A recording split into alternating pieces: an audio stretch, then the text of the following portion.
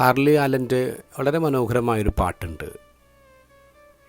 അവളുടെ പാരൻസ് ആ പെൺകുട്ടിയെ ഒരിക്കലും പള്ളിയിൽ കൊണ്ടുപോയിട്ടില്ല. അയാളുടെ പേര് പറഞ്ഞു കൊടുത്തിട്ടില്ല, അയാളുടെ വചനം പറഞ്ഞു കൊടുത്തിട്ടില്ല. പാവം പെൺകുട്ടി. അപ്പൻ എപ്പോഴും മദ്യപിച്ചുകൊണ്ടിരിക്കും, അമ്മ ഡ്രഗ്സും. അതുകൊണ്ട് തന്നെ അവരൊരിക്കലും അവളുടെ കൂടെ കളിച്ചിട്ടില്ല. കിസ്സോ ഹഗ്ഗോ ഒന്നും അവൾക്ക് കിട്ടിയിട്ടുമില്ല.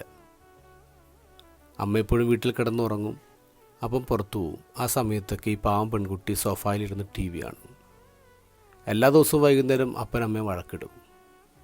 വഴക്ക് കൂടുമ്പോൾ ഇവൾ സോഫായ്ക്ക് പിന്നിപ്പോയി ഒളിക്കും. ഒരു ദിവസം വഴക്ക് കൂടിക്കൂടി വന്നു. അപ്പൻ തോക്കെടുത്ത് അമ്മയെ വെടിവെച്ചു. എന്നിട്ട് സ്വയം വെടിവെച്ച് മരിച്ചു. അവളെ ഒരു പുതിയ വീട്ടുകാർ വന്ന് കൊണ്ടുപോയി. ദൂരെ ഒരു വീട്. അവൾക്ക് പുതിയൊരു അപ്പനും അമ്മയും കിട്ടി.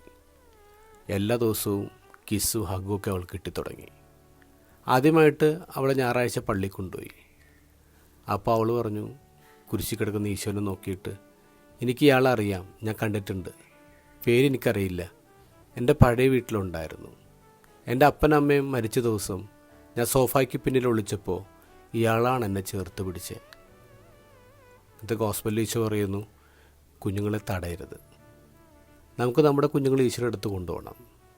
ഈശോ അവരെ കയ്യിലെടുത്ത് വെച്ച് അനുഗ്രഹിക്കട്ടെ, ചേർത്ത് പിടിക്കട്ടെ.